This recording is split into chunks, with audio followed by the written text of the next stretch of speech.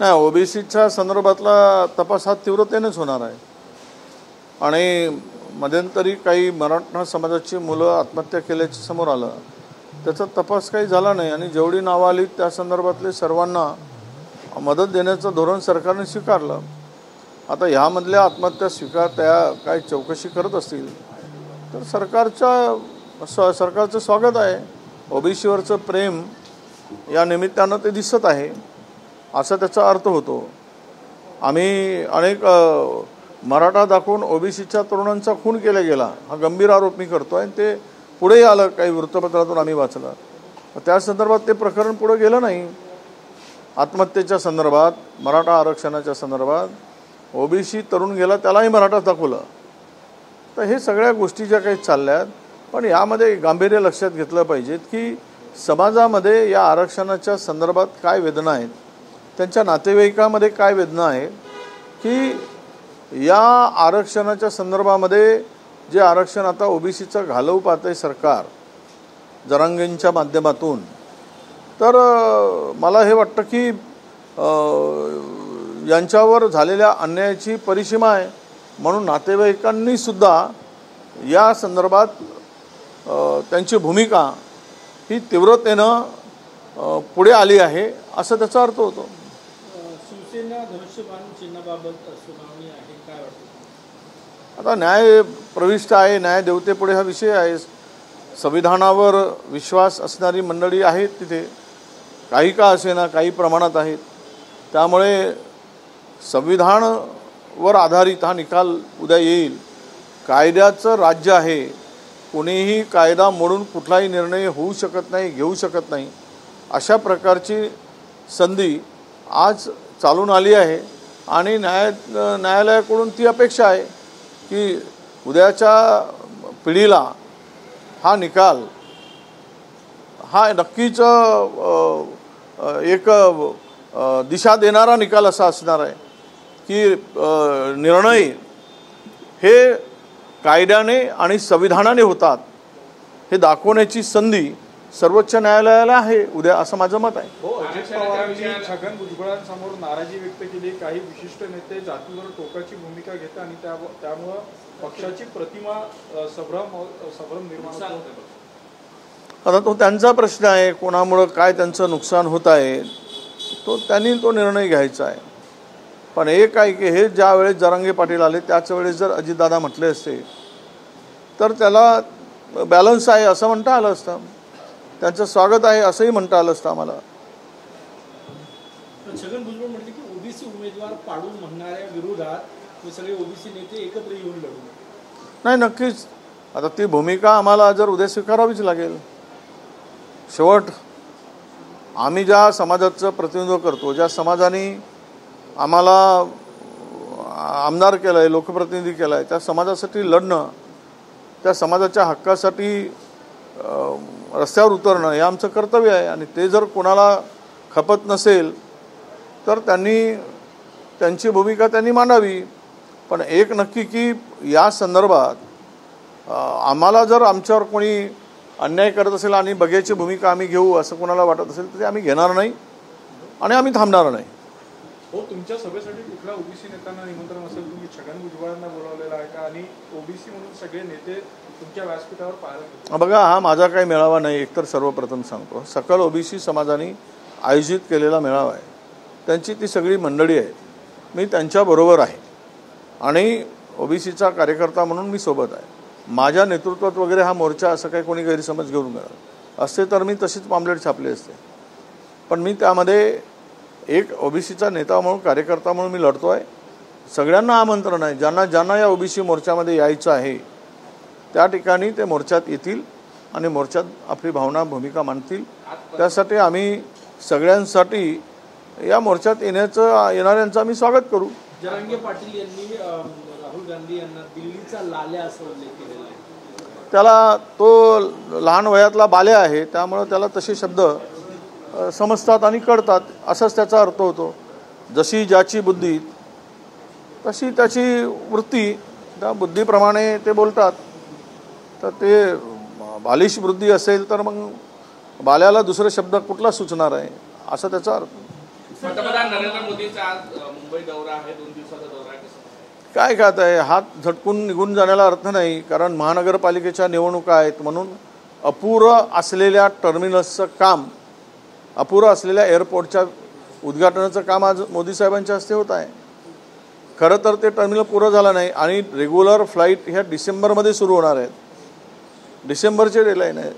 मग आत्तापासून अट्टास का की एवढं उद्घाटन केलं पाहिजे. तर त्यामध्ये महानगरपालिकेच्या निवडणुका आहेत, त्याचा फायदा घेण्यासाठी या उद्घाटनाचं आयोजन केलेलं आहे आणि त्या इव्हेंटमधून मतं घेण्यासाठी केलेली युक्ती आहे असं त्याचा अर्थ होतो. दुसरी गोष्ट की आता आलेच महाराष्ट्रात तर भरभरून पॅकेज देऊन जा शेतकऱ्यांसाठी, नाही तर आलेत आणि फीत कापून गेलेत तर महाराष्ट्राच्या शेतकऱ्यांना वाऱ्यावर सोडू नका. देशाचे पंतप्रधान आलेत महाराष्ट्रात आणि भरभरून काहीतरी देऊन गेलेत आणि शेतकऱ्याला दिलासा देऊन गेलेत तर त्या दौऱ्याचा काहीतरी फायदा होईल, नाही तर फीत कापून गेल्यानं काय फायदा होणार आहे. म्हणून आमची अपेक्षा आहे की मोठा पॅकेज शेतकऱ्यांसाठी घोषित करून मोदी साहेबांनी महाराष्ट्रातून जावं. चंद्रपूरमध्ये परमेश्वर मेश्राम एक शेतकऱ्यांनी आत्महत्या केली आणि गंभीर आरोप तिथले आजी माजी खासदारांवर लागतात त्याबद्दल. नाही, असं आहे की मी त्या संदर्भात ऐकलं आहे. मी काय अजून माहिती माझ्याकडे नाही आहे नेमकं प्रकरण काय आहे. त्यामुळं माहिती घेतो मी आणि मग बोलतो.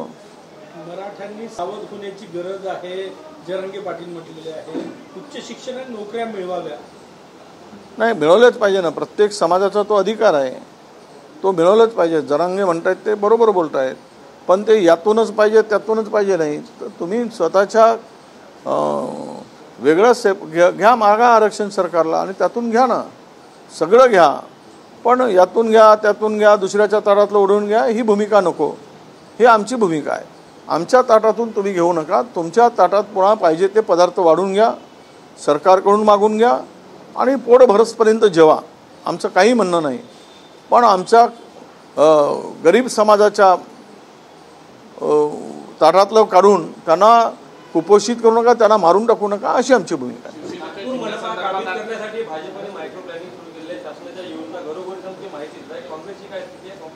आले ना आता काय योजना आहे तर दिसतायच आहे. एक फ्लड आला आणि अर्धा नागपूर पाण्याखाली गेला, हजारो लोकांचे घरं उद्ध्वस्त झाले. त्याची काय मायक्रो प्लॅनिंग केली? निवडणुकीसाठी मायक्रो प्लॅनिंग करतात तसं जनतेसाठी करा ना. काय योजना आणल्या तर वाट लावली आहे ना नागपूरची, सगळं दिसते ना. आता एवढ्या मोठ्या संकटात जर सरकार कुठे दिसत नसेल आणि दरवर्षी यामध्ये जनताचं नुकसान होत असेल तर आम्ही पण निवडणुकीच्या तयारीनिशी आहोत, काम करत आहोत. आम्ही आता आरक्षण या सगळ्या बाबी झाल्या, आमची वाटाघाटीच्या काय होणार आहे त्याची चर्चा सुरू आहे. आणि राहिला आहे की भाजप एकटी तयारी करताय, त्यांना तयारी करायची आवश्यकता काय आहे? सत्तेमध्ये आहे. सत्तेमधल्या असलेल्या लोकांना तयारी करायची पाळी काय येते तर ते घाबरले आहेत, त्यामुळे हे तयारी करत आहेत. आम्ही घाबरून नाही, आम्ही बिनधास्त आहोत, आम्ही भिडणारे आहोत. त्यामुळं कुठल्याही निवडणुकीला काँग्रेस तयार आहे.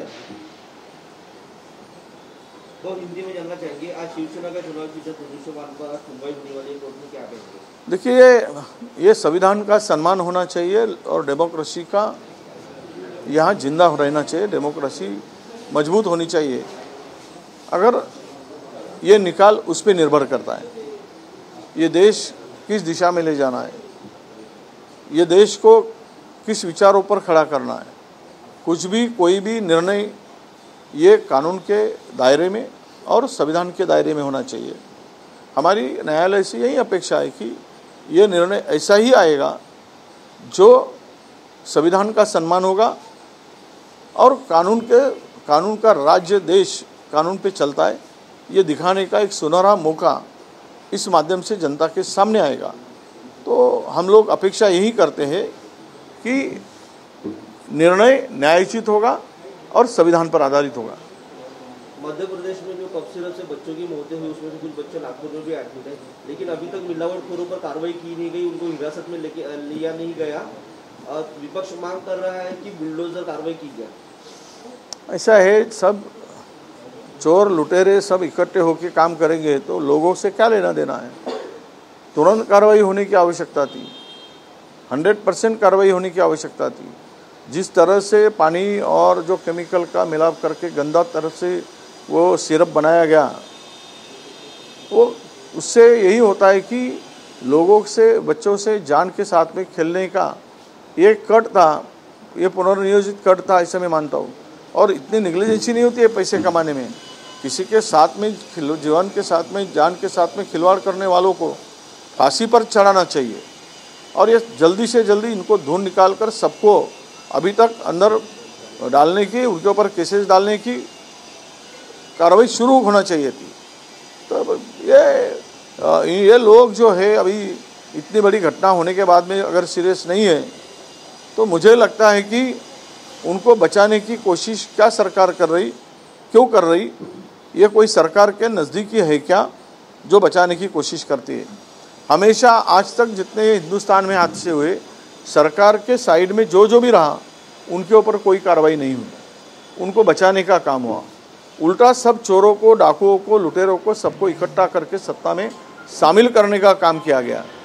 तो इससे स्पष्ट होता है कि इनकी नीयत साफ सुथरी नहीं है, इनके खून में बेईमानी है।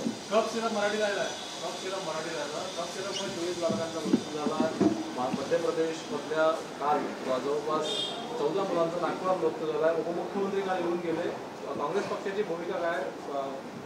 नाही, घटना जरी मध्य प्रदेशातील असली तरी आतापर्यंत एवढ्या कोणाच्या त्या पद्धतीनं ते औषधी तयार केली, ते सिरप तयार केलं, बुरशीजन्य पाणी वापरलं गेलं आणि ते घाणेरड्या याच्यामध्ये ते केमिकल टाकलं गेलं आणि त्याचं सिरप तयार केलं। पण यातून जे मुलांचं नुकसान झालं, मुलांचा जीव गेला, आतापर्यंत त्या मध्य प्रदेश सरकारने कडक कारवाई करून आरोपींना आत घालण्याची आवश्यकता होती। पण या सरकारची भूमिका कधीच आरोपी जर जवळचे असले तर वाचवण्याचीच राहिली आहे।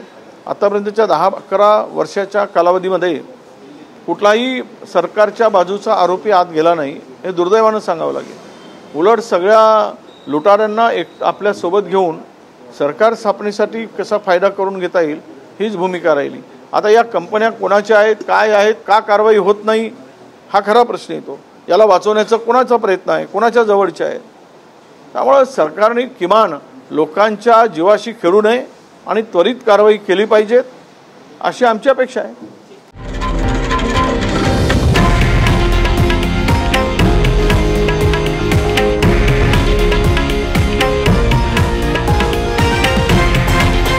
हे आहे देशातील नंबर 1 न्यूज नेटवर्क आणि आपण पाहत आहात TV9 मराठी, एकमेव।